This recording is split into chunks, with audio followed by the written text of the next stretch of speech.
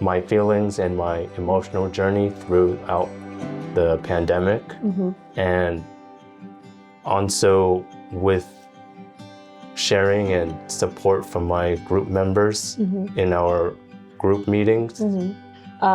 So based on Understory, it seems like Bike to the Sea really helped with your loneliness. After that, how have you been managing, or what else have you been involved in that has helped you with the problem? Sir, I've been officially sworn in as the secretary for Bike to the Sea. Wow, congratulations. Thanks. All right. Murmuration? Should I lock your answer? Lock it? Yeah. All right. See, murmuration is correct. Sorry.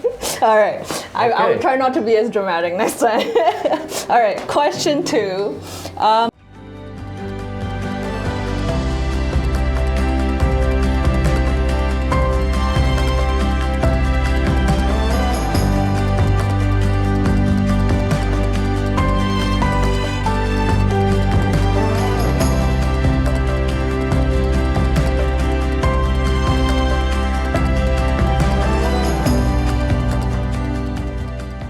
Hello, namaste, and welcome to The Rise.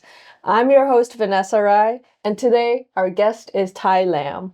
Welcome to our show, Tai. Thank you for having me. Yeah, thank you for joining us. Could you tell our viewers a little bit about yourself, Tai? My name is Tai.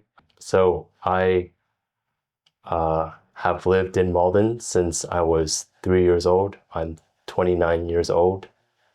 I went to Malden High School and I went to UMass Boston, graduated with a BS in physics.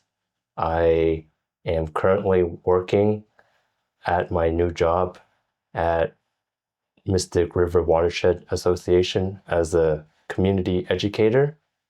And whenever I can, I try to give back to the community in Malden by getting involved. Oh, that's great.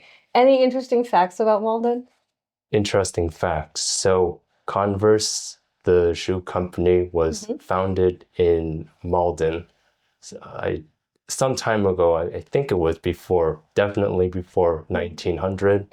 Oh, wow. I didn't know. I've worn Converse before a lot, but I didn't know it was from Malden or Massachusetts, That's really cool. Yeah, so I think currently it's owned by Nike, and since then Converse's headquarters are now in the north end of Boston, but Malden is still the original birthplace of Converse. I didn't know that. And you mentioned you were part of communities. You're still part of different communities in Malden. Any good ones that I can join? I've been living in Malden too, but I haven't joined any. But if you want to mention for the audience as well. So certainly. So the groups I started getting involved in Malden, I started first with Bike to the Sea. Any other groups that you're involved in Malden? Because you said a lot, right? You were part of a lot of groups. Yeah, so when I first started trying to get involved after the pandemic, another group that I started to get involved with is UMA. It's short for Urban Media Arts. For those who are not familiar with the concept of a community TV station in the United States, it's basically a TV station for every city or town. And they generally try to teach primarily their residents, but just anybody who wants to join as a member. How to make videos and movies. And actually, in fact, last year, UMA ran a program called Film Building Malden. And through that, I made a group video project, and our final short film was called Understory. Great. Can you give me a brief overview about what Understory is? Right. So Understory is a short film that I created in a group. We co-directed it and co-wrote it. It's about how 5 Malden residents connect with nature, and it shows how all their stories are intertwined. Cool. And now was this like a group project, or you had to do by yourself? It was a group project. So in the program, there were about 30 participants in total. Yeah. So they split us up into 5 groups, each with themes that we chose during the initial application process. And what was your thing? Your group's thing? our theme was nature. Oh. And so your group, did you know these people beforehand, or is it just they just random? Because it means like you have to work harder to know the people too, right? To have a group chemistry and come up with a project. Yeah. So in our group, I knew Yana, and I knew she was in our group, and then also I knew I had met CD before. I had known Karen from doing community work in Malden, and the only person I didn't know was Bijay. Actually, was the producer of this show. That's how I met him. It was through this program. Oh, cool. And you mentioned 5, it had 5 members, but also the story itself had 5 members too. And now is it you guys in it, or is it people outside the group? So we didn't have any other requirements other than it had to be in Malden, and then it had to be completely new film or video that we created when the program started. So our short film also features Yana's son Julian and Mei Hung from Chinese Culture Connection. So besides them, who else were in the video? So it was me, it was Yana, because she was with her son, it was CD, and then it was Mei. Oh, wow. Let's watch a little clip about Understory. COVID-19 pandemic happened. At first, I was able to handle the stress of the pandemic, but then the stress started to take a toll on me. I started to feel very lonely. Wow. How did you come up with the idea to add your own personal story in this film? So it was actually quite difficult for me in the beginning. At first, I didn't really want to talk about myself, but I found I was struggling to convey something that I really felt passionate about. And I sort of just, through talks with our great mentor, Bilal, I was able to workshop my feelings and my emotional journey throughout the pandemic. And also with sharing and support from my group members in our group meetings for making the film, I was eventually able to express how I felt regarding social media platforms and the internet in general being really addictive, but not in a way that most people usually approach that topic, and that was also relatable. And how had that, like, I guess it had impacted your own personal life, right? And when you were talking with the group, it must have been hard. I mean, you did say it was hard. And what was it like during that moment when you finally decided, okay, I do want to share this story. I do want to give out this message to the audience or the people who will watch the movie. So yeah, could you tell a little about that moment when you decided to change it? What did it feel like? So it wasn't one singular moment, but it kind of came gradually, because at first I was just gonna make some flashy, I don't know, vlog style thing where I'm just biking around Malden, but that I didn't get far because it never got past the stage of an idea. Okay. But I remember like I was just kind of feeling stuck and I didn't really prepare anything. And then I just called our mentor and it just somehow the idea just came out from that and eventually grew and developed after sharing that with him. And it is such a personal story too. So how was it received when people did actually get to watch it, and maybe your friends or family? How are their reactions? So for my part, I was really surprised that it resonated with a lot of people.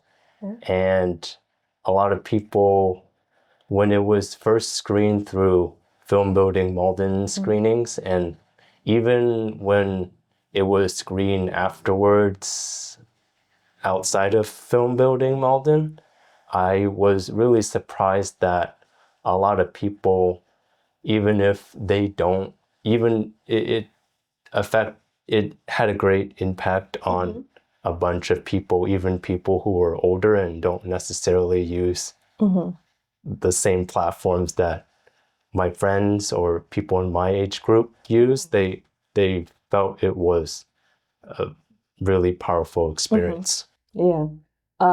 If you don't mind, could you also share a little bit about your, I guess, experience with the social media? Because you said that's what started this a little.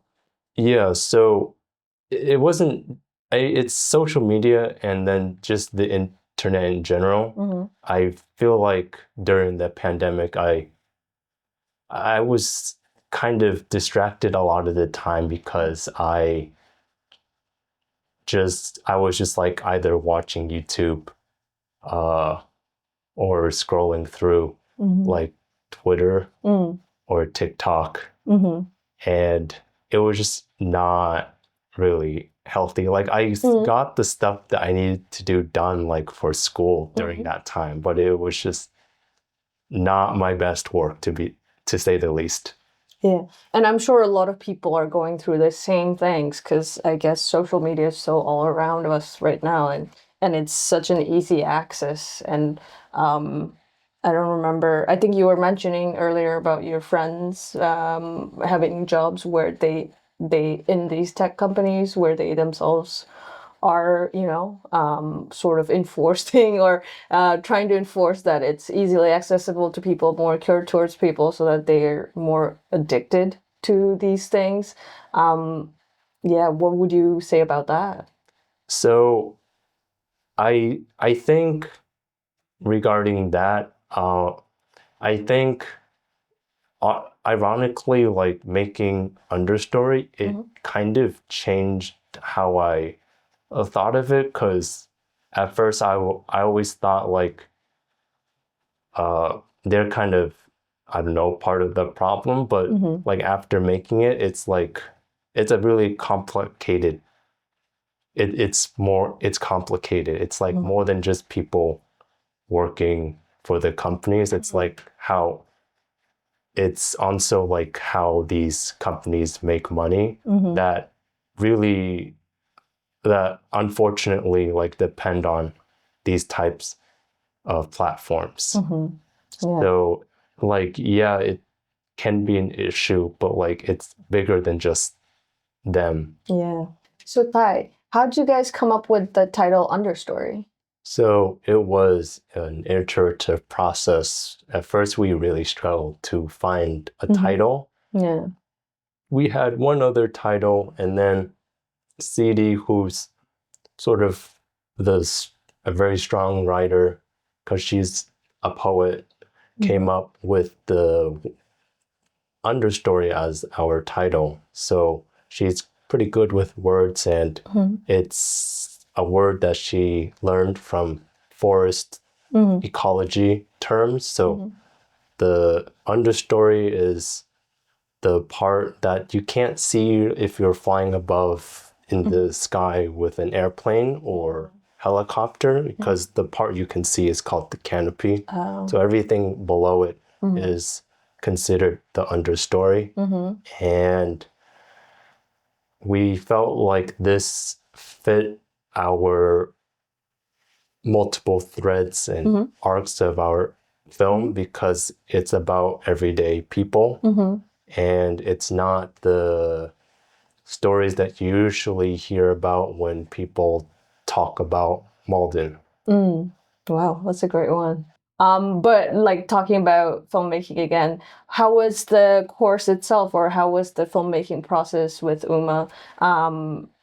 How, like, what did you learn in the process itself, or was that helpful to you? So I felt like even though we had a lot of support, so each of the groups in the Film Building Malden program, we all had a mentor from that was a professional from the greater Boston area. And it was just, I think I just learned firsthand how difficult it is to make a film. Yeah. I remember there was a point where I think basically our mentor and then three of our members were like traveling at different parts of the summer. Oh. And it was, and we tried our best, but Coordinate, right? Yeah. it was kind of hairy to coordinate. I think at one point our mentor Bilal was in Israel. Oh, So it was like almost 12 hours time difference. Oh, wow. Yeah, that must have been hard. But it looks like the process was still like a success in Understory. Like you guys came up with a great film. Any memorable moments while making Understory? So I would say that the initial screening of our group's film was really memorable because it kind of just showed like it paid off. Like even though it was really stressful and stuff like that, it paid off. It was satisfying watching like your creation. Yeah. So it must have been great. Yeah. Yeah. And were all the group members there? Yes, we were all there. Nice. So I guess moving on from Understory a little, what else have you been up to? So since Understory, because it is for what it is stuck in 2023, so like last year. So since then, right? yeah. So I've been officially sworn in as the secretary for Bike to the Sea. Wow, congratulations. Thanks. All right. So since we're talking about Bike to the Sea, can you tell a little bit more about Bike to the Sea? And now that you're a secretary, you should advertise about it, huh? Yeah. So Bike to the Sea's goal, our like mission is to help people connect to the Northern Strand Trail. Oh, wow. So for people who don't know what the Northern Strand Trail is, which is me too. So can you explain what that is? So it's a path. It's a off-road path built on top of a former railroad. Oh, wow. It goes through currently Everett, Malden, Revere, Saugus, and Lynn. Oh, wow. And that's a lot of cities there. Yeah, so that is a little over 11 miles one way. And then there's construction starting this year, ends in 2 years, so 2026. There will be an extension to Nahant that will be... Oh, that's great. Out to the sea. So you're really biking to the sea. Oh, is that where the name comes from? Sorry. Yeah. That was the original intent of the founders. So there's a husband and wife. Currently, he's a counselor, Stephen Winslow of Malden. And then his wife, Helen White. They are co-founders, and they wanted a trail that goes to the sea. So then I think the original plan basically was to Revere, but then there were some curveballs, so they had to change. Yeah. So, but when this extension is done, I guess we're really going to live up to our name now. Yeah, that would be great. Is there a lot of members in this Bike to the Sea? So I think there are about 200 members. Wow. That's a lot. That's a lot of bikes. I'm just thinking about everyone biking at the same time. Well, I mean, our mission statement is just connecting people to the trail. It actually doesn't. Well, you guys don't have to bike at the same time. It's our bikes are not are optional. They're not explicitly in our mission statement. But so people can walk. People can walk and just be active. Yeah, that's great. I think the only rule that we have is like keep it under 15 miles per hour.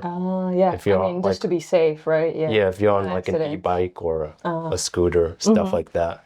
And have you seen like I guess now it's like 200 members, but I'm sure like other people of the community use the trails too, right? Yeah, so many people use it. That's great.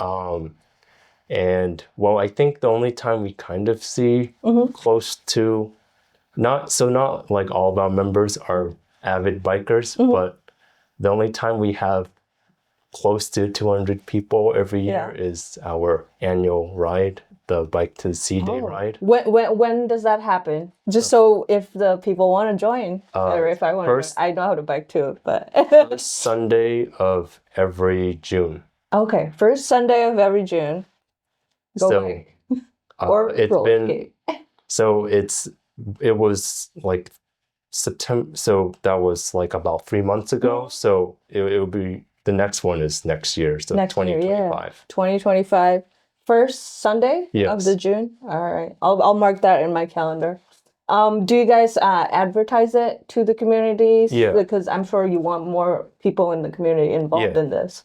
Yeah, we're always looking for businesses and other places like libraries to post signs. We're kind of we do have social media because I mean we kind of need to for an online presence, but it's more to get people out, leave social media to the side and be part of the nature. It's for a good cause, even. I mean, that's how you get to the people too. Right? Yeah. So there's pros and cons. We are a bit classic, so sometimes we'll put up signs, physical signs in stores that are okay with it. And we have little billboards along the trail. Oh, nice. That we put signs up. So you guys really go out to the community and reach out. Yeah, we try to. That's great. Besides, I guess, Bike to the Sea, which is great, what other communities in Malden are you involved in? Yeah, so some groups that I joined since Understory, actually, I started to meet and get to know Mei Hong a lot better because I started helping out whenever I can at the Chinese culture. She was the one in Understory too, right? That's how you met her? Yeah, that's how I met her. I think we had met maybe once or twice before then, but afterwards is when we really started to talk. So Karen Buck filmed May. Okay, so that's how you... Yeah, so Karen didn't appear, but she was the one who introduced you guys to May. And then, what was the community again? Chinese Culture Connection. It helps. So its mission is to connect.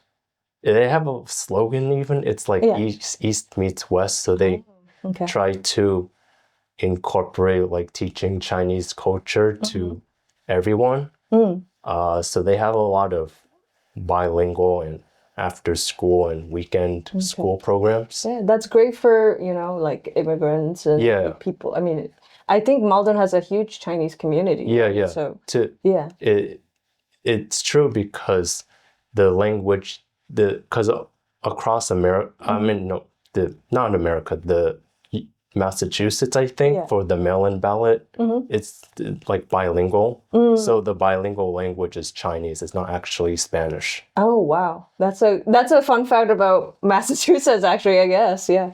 Because the population is so great. Yeah.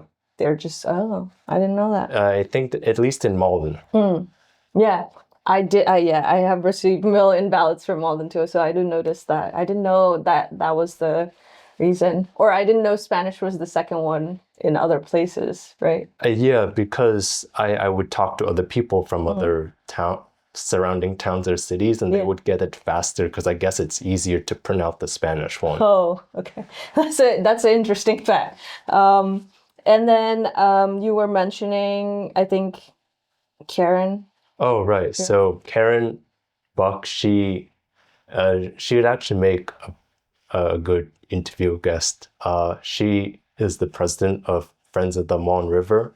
So long ago, when Malden was developing, the Mon River used to be visible. It used to be open to the air and people could see it, but then it was covered up so that there could be more roads and stuff in Malden. So there are only a very few places. It makes more sense to point out on a map, but there are only a very few places that you can actually go to the edge of the Mon River now in Malden. So the Friends of the Mon River are trying hard to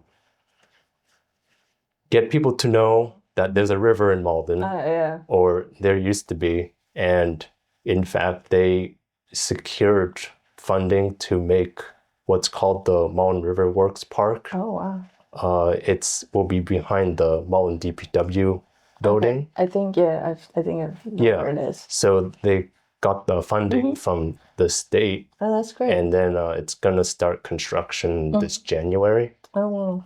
So a lot of good projects, I guess, ways to connect with nature, be active in the community. Yeah. Yeah, wow, you're involved in a lot of these. So I guess being part of the community, especially like since you're looking at your personal story from Understory, it seems like it has really helped you to be part of these communities. Yeah, I guess. And not just you. I mean, you're helping others too, and it's just like a butterfly effect, right?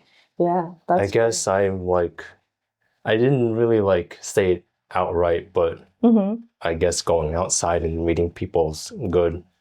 That's good. Yeah. Is that your message to the viewers? If you had one message, go ahead. I mean, it's that can be it, but it's just like, it's always good to try to find like a group or a community that you can connect with, even though if you have like your own job or like hobbies that you do by yourself, you gotta like go out and talk to people. Oh, that's a great one. Yeah. I mean, I've been in Malden for so long, but I also didn't know about these communities, but I am usually busy with study or work, but it's great to know. We'll post all the links in the description for these. So based on Understory, it seems like Bike to the Sea really helped with your loneliness. After that, how have you been managing, or what else have you been involved in that has helped you with the problem? So another group that I've joined to be with people more is the Friends of the Mon Library. Yeah, nice. They are a group that helps the Malden Library manage and sell the donated books and other materials that the Malden Library receives. Oh, nice. Are you a reader? Favorite books? I kind of read a lot of technical stuff, but it's good to be involved with the library because I felt like I was not very involved with my library in Malden growing up. Okay. Yeah, that's great. Any other things that you've been up to? So last year I took a 10-day meditation course in the Vipassana tradition. Interesting. There's a meditation center in Shelburne, Massachusetts. It's a technique that was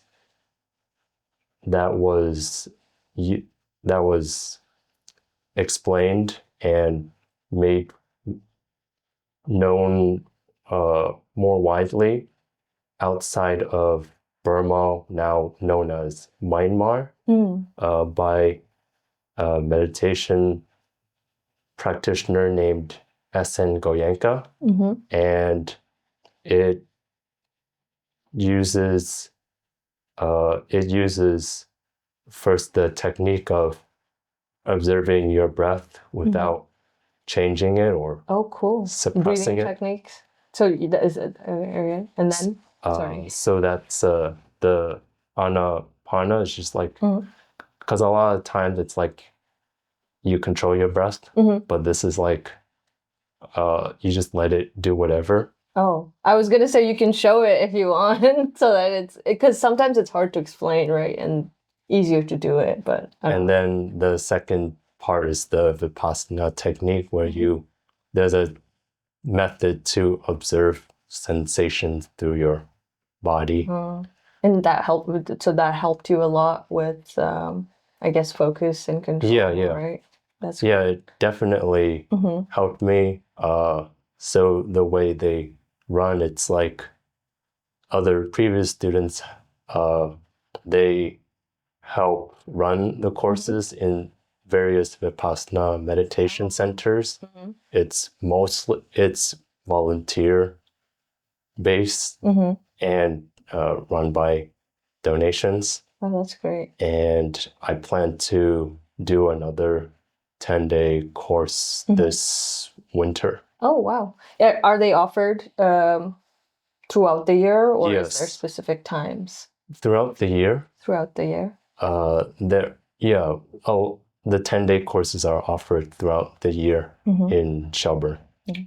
Speaking of breathing techniques, I actually recently learned one. It's more to sort of calm your anxiety and and I mean, that's the one we sort of usually do before our shows with our guests if they're a little anxious. But it's let's throw it to our audience. It's quick 2 inhales and 1 long exhale, like.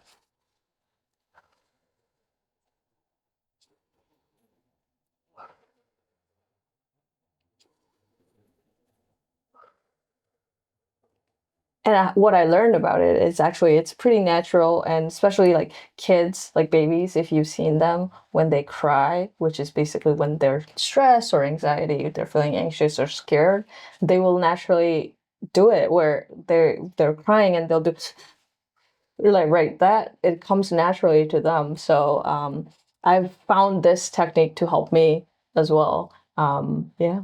And I just wanted to share it with you. It reminds me of the Ajuri breath in yoga, where it's like you breathe in through your nose and then you exhale quickly through your mouth. But not every, at least at my studio, not every teacher will indicate that. When I find that helpful when I do yoga. Yeah. Can you show a quick one?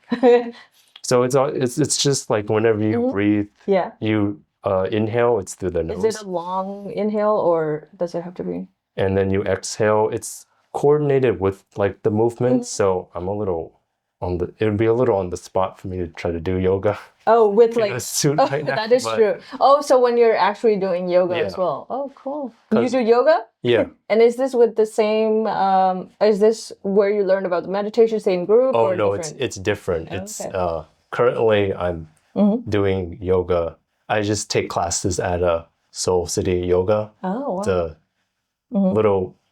I go to the Malden location, so it's like a small studio that's across the street from the Orange Line station. That's great. So you're doing a lot of like active work, I guess, like moving your body, and I'm assuming that has helped with your stress, being part of the community, with the loneliness and stuff, right? So. Yeah, because before I used to just be like inside a lot. Yeah. So I just want to ask you this question. Do you think you were inside because you didn't know about the communities, or like what do you think was the cause? If you don't want to go deep into that, it's fine too, but I'm just like, sometimes reflecting back helps us understand, like, because sometimes we're like, what was I thinking, but what do you think for you what it was? I think it was, I didn't really No, I honestly didn't really know. I didn't have ways to like meet a lot of people before the pandemic, and then whatever was going on, the pandemic would just, magnify it. So when I realized that I was, I mean, it's better to realize now than to keep ignoring it. But I kind of realized that after the pandemic, so I tried to figure out ways to get connected with the community so that I'm not feeling like so lonely and feeling like I am the only person who's facing these issues. Because the truth was, like, a lot of people were facing similar issues I was, but we may not have been like talking. We were not connected and communicating with each other. Yeah, that was gonna be my next question actually, because like it is hard if sometimes people, I think when you're in that position, it might be hard for you to realize, oh, there are things in community that you can go to, and just like, I guess, motivating yourself to look into things and like actually, because it's at the end of the day, it's you who has to reach out, right? Because no one would know from the outside, I guess. So what motivated you to do, like what finally pushed you to sort of reach out to the community? Did you go like looking, or did you stumble upon it, or? I think it was gradual. So I think I was talking with a friend from high school, and he was telling me, like, in general, like, if you find things that are, even if they're provided for free, like Wikipedia, for example, if you find it useful, it's good to, and if you have the funds and you're able to like donate a little to help keep it going. So just the general idea of like giving back. And then also, well, specifically for Bike to the Sea, I had actually seen, like, I had known the name and seen the name before. But back then I was just like going on the path. I didn't like really read what was on the billboards on the trail. I saw the name Bike to the Sea, but like I never really looked up the website or anything. But then when I like looked it up, like almost, that was when I graduated high school. But then like when I first started joining Bike to the Sea in 2022, I realized like they did a lot of stuff together. So that was kind of the draw for me, because it's like, yeah, sure, I could, bike it by myself, or they do like trail cleanups together, and it's like, sure, I could pick up some trash here and there by myself, but like, I don't know, it's just like gradually doing it with others is more fun. Doing it together, like riding bikes. It's not like really like, oh, I'm gonna ride my bike and then I happen to be with people. It's like it really is like the connections really matter. It's not so much like, oh, so we're picking up trash. More for the people rather than the activity itself. It's about doing it with the people. That means more to you. It just feels better when you're like doing good things like that with other people. It helps you, like, it reinforces like this is a good thing, because like I remember I think I may have mentioned Hildy. She's a friend I made through Bike to Sea. Oh, yeah. And we were picking up trash, and then she was picking up trash, and she was like trying to convince someone who was walking by. I'm like, I'm sure like it can be a little weird if like you know what these people are doing, and then you're like they're trying to talk to you, and like you're just trying to get somewhere. I'm not sure, but like, understandable if it's unsolicited, but she was like, come pick up the trash with us, and then the person walked away, and then Hildy was like, that person looked at me as if I was crazy. If people don't know what you're doing, then they're like, wait, what? But when you're actually doing it with friends, I mean, we were doing it together, so it wasn't like just a single person doing it alone. And it's not like you are throwing trash, you're actually picking it up, and it's a good thing you're doing a cleanup. But I mean, obviously people should do it voluntarily, but it was like I just thought it was kind of ironic that like Yeah. she was trying to encourage other people to do a good thing, and and that they were. it may not always be the right time to ask somebody to That do is it, true. but it was kind of ironic. Maybe for that person, it wasn't time yet Yeah. for them to go out to the community. But Yeah, like if like you said, when you graduated high school, you did see it, but you didn't join it immediately, right? So it's like, different times. There comes a time, I guess, when people are eventually, okay, I do want to do this and do it. Yeah. Yeah. So I think it was like a combination of that. And then I was not working, and I was like looking for just something to do, even like volunteer stuff. And then that's how I got started with Bike to Sea. That's great. And look how far you've come. You've been part of so many communities now, and not just Bike to the Sea, so many communities that you mentioned. That's great. So Tai, you've been part of, it seems like, library and books and filming. Any inspiring books or movies you've seen in your life that you want to share? So books, I just joined the Friends of the Malden Library. One of my friends from Bike to Sea, she's been part of that group as well, Ginny. And she kind of got me into the That's nice, yeah. Malden Library group. They have lots of books, but I haven't started helping with the book stacks of the donated items. But books that I think are really that have impacted me quite a bit would be the two memoirs by American physicist Richard Feynman. Who's Richard? I'm sorry, physics is not my department. So if you want to give a little information about what this is about, or so Richard Feynman, he's a Nobel Prize winning physicist. I think he passed away in the early 80s, so he was like born in sometime in the 1910s. I don't know how people perceive physicists, but apparently he was like probably one of the closest to like a celebrity without like celebrity paparazzi following them. Oh wow.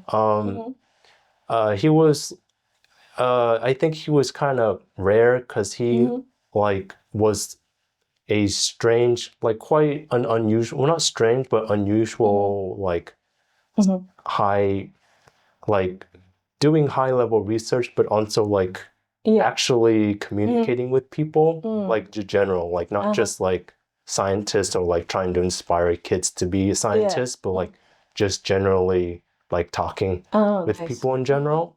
I'm not saying like people in science are like, I don't know. No, it's all right. I'm in science too. We are sometimes we're very into our, into our whatever our field is, and we end up talking a lot about it. The field is much different now for reasons that are like can be its own this long discussions, but like the field then is very different from now. But he wrote two memoirs. The first one was titled "Surely You're Joking, Mr. Feynman," and I forget the second one, but it was I still liked it, but it was not. It was sort of sadder because he was writing it from like when he was older, and he had probably seen, not like he was traumatized, but like he was part of the like investigation for NASA's Challenger disaster investigation.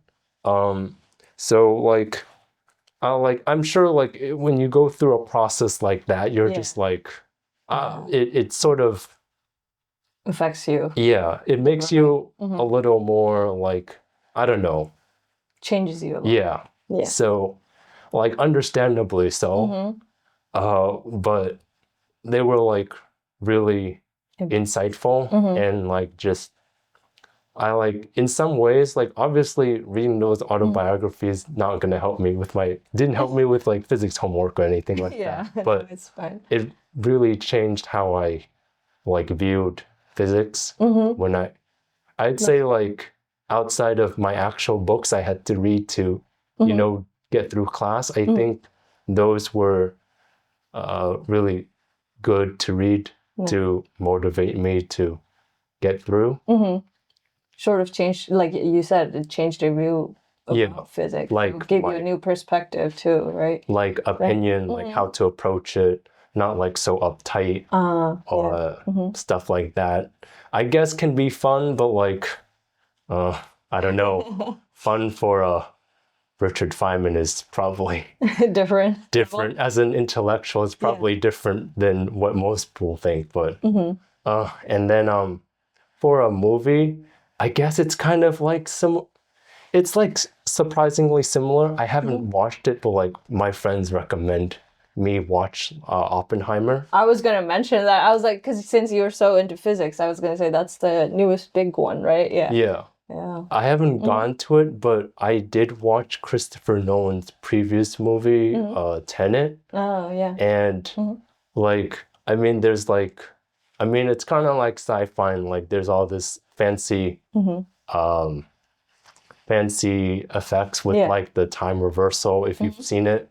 But I think, I mean, kind of spoiler, but not like really, because I'm not really, it is, what I'm trying to say next isn't really dependent on the ending, but it's like, for me, I felt like it was great. Like, I know some people are like not fans of it, but I mean, I don't really care what people online who think they're movie snobs, but I don't know, like they have like everyone has their opinions, so and yours is mine was like, I thought it was good, but like the way I approached it was probably not how most people view it. So it's like you've got this like modern world, and it's like all crazy and stuff, like you're doing all this espionage stuff, and like the world is a dangerous place.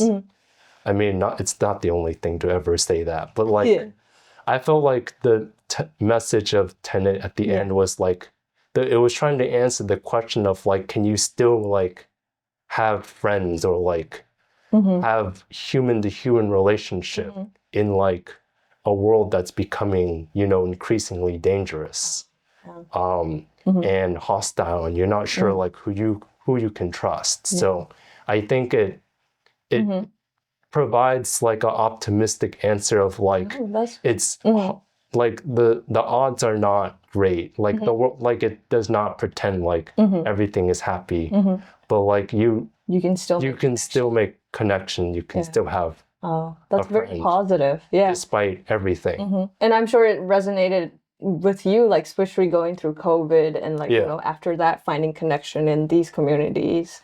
So I mean, like if you think about it plot wise, it's like I probably don't like certain parts of Tenet, but like I think if you think of it holistically, that's how I view Tenet. And I guess that's kind of an attitude I'm gonna need to adopt, because I think you have, though, because you, like I said, you went out to these communities, reached out to have that human connection, and you said, you can do these things alone, but you can do it with other people too, and that's what makes it more special, right? Because I feel like I know like a lot of people get stressed out in like programming or cybersecurity positions, but it's like you know, you still have a job to do, but it's not, and like it's, you know, dangerous, like I mean, not like it was done by like a person, like an evil person or anything like that, but like there's all these threats or like things that people didn't even intend, like the airline shut down because of there was the recent CrowdStrike update and Microsoft. Something small can have bigger effects, and so it's like you've got to, you know, adapt to the surrounding field. Definitely. Wow, thank you for sharing your stories, Tai. But before we even finish, we're adding a new section to our show. We're calling it "Who Wants to Be a Prize Winner?" But I know it's a little parody, but it's gonna be quick trivia questions, not too hard. It's going to be from our previous videos, if you watched our previous video. If you haven't, it might be a little hard, but we'll have options for you. We'll have lifelines. You can call a friend or call a mom or call a dad. I don't know if it's too hard, but it's going to be multiple choice questions. Okay. Is that okay with you? Yeah. All right. So we can start. All right. You ready? Yeah. Where's that tick tock noise? All right. It's not timed, don't worry. But if you don't know the answer, we have the options. All right. First question. What is the name for a large group of starlings flying together in clouds? All right. Option A, flock. Option B, swarm. Option C, murmuration. Option D, flutter. Let's see. I feel like, these are like the specific animal group names. There's like a group for like any animal you can think of. Okay, so maybe not flock, because that's everyone just says flocks of birds all the time. Flutter? I haven't heard of that before. Okay. Or maybe maybe not for this bird, but like, yeah, I haven't heard of that before. So that leaves murmuration and Swarm. swarm. I mean, everyone says swarm of insects. So, Yeah. murmuration? Should I lock your answer?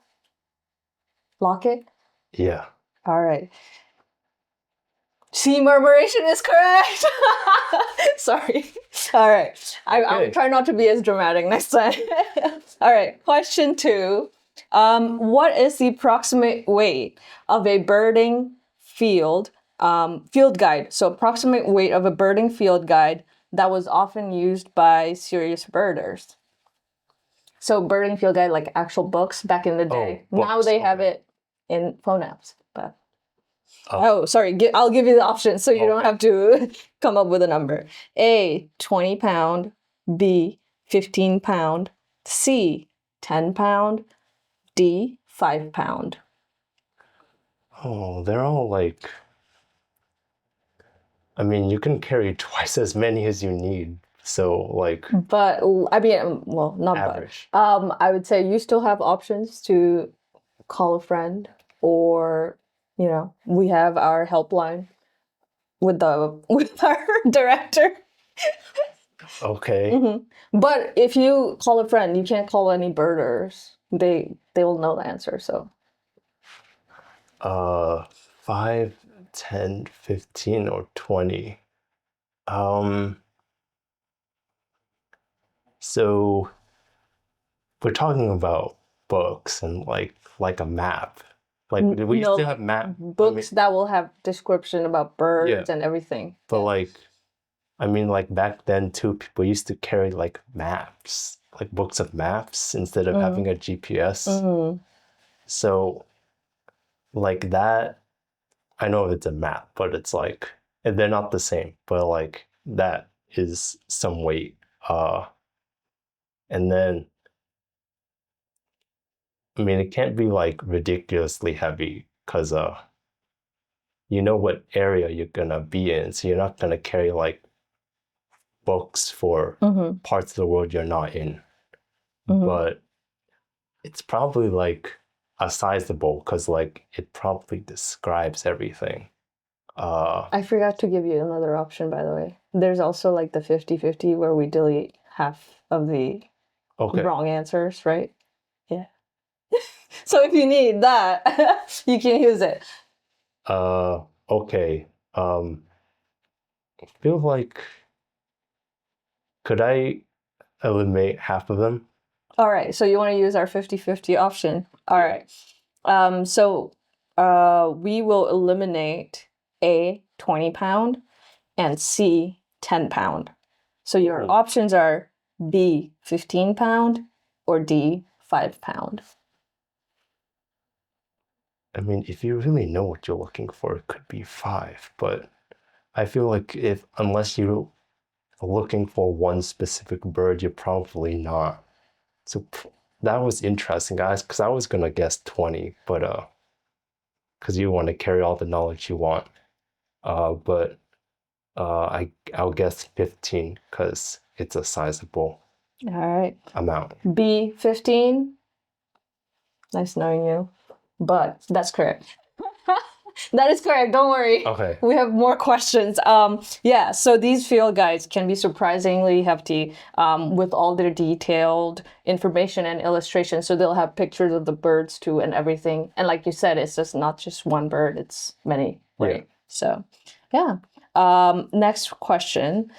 Which bird is often associated with the myth that it sings in the deep forest and sounds like a distant flute tune?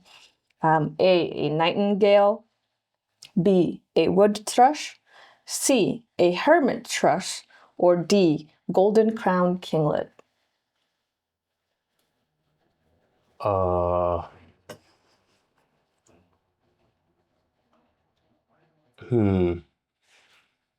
This was in our previous video. Did you watch it? No, I'm just kidding. It's fine. How many? I've never heard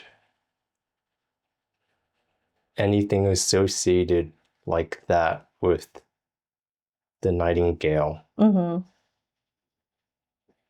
or the kinglet. How many times can we use the 50-50? Just once. Okay. We used it. So you have a helpline with our director, Bijay. Who's also a bird. And we also have call a friend. Okay. So like you can use these once?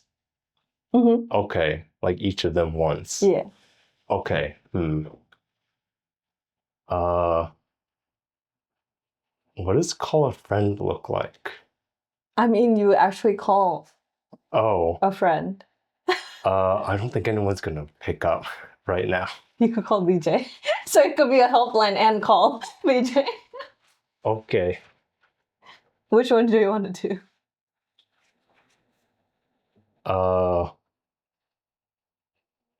Call a friend. All right. Just do this. He's right here. Ring, ring, ring, ring. Hello? Hi, Bijay. Yes. Can you help me? Okay. All right, here's the question. The question is, which bird is often associated with the myth that it sings in the deep forest and sounds like a distant flute tune? So we've eliminated nightingale and kinglet. And so he's between the answers wood thrush or a hermit thrush. Hermit thrush. okay. That's final Bijay. answer. That's final answer. Okay, thanks, Bijay. Yes. All right. Hermit thrush. His final answer? Of course he's right. I mean, he was there in the last episode. So that's a good call. Yep, hermit thrush is right. Its name reflects the myth of solitude and secretive singing. All right, next question. What term is used to describe an area where birds frequently land and rest during migration? A, a green spot. B, bird haven.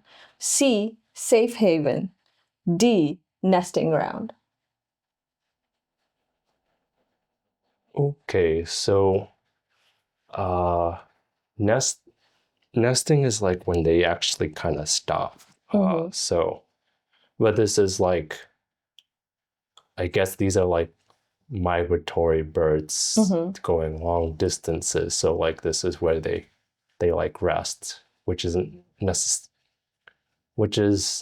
not exactly the same as where they nest or mate. So you're right. Yeah. Just like vague things from watching lots of nature documentaries long ago. And Haven sounds more like a people phenomena, like a people thing. So I think, and they have good eyesight, so like they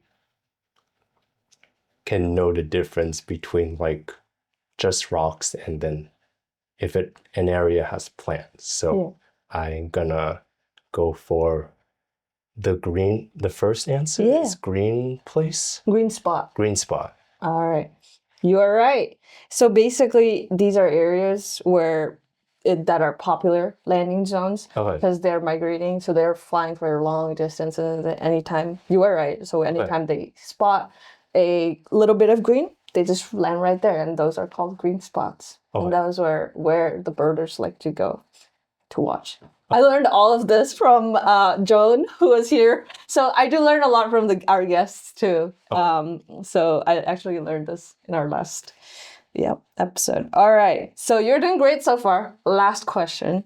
What is a name of a popular birding spot near Boston? A, Boston Common. B, Franklin Park. C, Mount Auburn Cemetery. D, Arnold Arboretum. The first two are like touristy places. Like I'm sure there are birds, but you gotta get away from the city and I'm sure for the zoo, it's like you could see exotic birds, but I don't think that's what you're looking for, like native or like at least birds that you can find out, wild birds that you can find outside. Yeah. Arboretum's sort of like it has greenery, but it's like not kind of far away from. I mean, you don't have to go like no radio towers, but that's not really far from society. So I would say Mount Auburn Cemetery, because like, I mean, other than the headstones or gravestones, people don't really go there. So like, I'm not familiar with the place, but it sounds like it's far away enough from living people. All right. That's your answer? Yes. C, Mount Auburn Cemetery is correct. So it's actually a top spot for birders, local birders, because there's so much green in the area too. I don't know if you've been to Mount Auburn Cemetery. It's there's like a tower. It's a beautiful place with lots of nature in it. And I don't think I've been, but I mean, I think it makes sense because like when you're further away from the like how people's houses and stuff like that, you can see you see more of the nature birds on the northern strand. So that's why I was like trying to get away from society. In my answer. Definitely. No, that's good. Your logical reasoning helped you through it. I think you did a great job. You answered all our questions correct. So you are the prize winner, which will but it's also our thank you prize. So thank you for sharing our stories with us today. Thank you for having me. It was great. Oh no, thank you for joining us. As a thank you for joining us today. Wow. Here's your prize. This is great. Thank you. Yeah. Thank you for sharing your stories. Thanks for having me. Yeah, it was great having you here. And I'm sure the audience got to learn a lot about your story too. Thank you all for joining us. If you like our show, please like, comment, subscribe, share.